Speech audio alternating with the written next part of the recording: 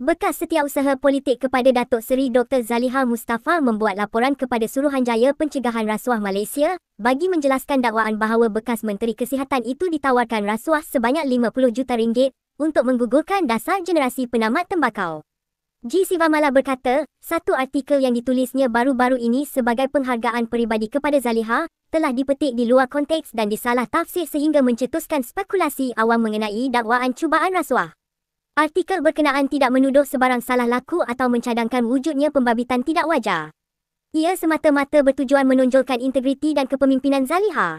Malangnya, sebahagian kecil kandungan dipetik di luar konteks dan menjadi tular, sekaligus menimbulkan salah faham, katanya dalam kenyataan pada Selasa. Sivamala berkata, dalam satu kejadian ketika beliau menguruskan kehadiran pelawat di lobi, seorang individu atau kumpulan telah meminta untuk bertemu dengan menteri.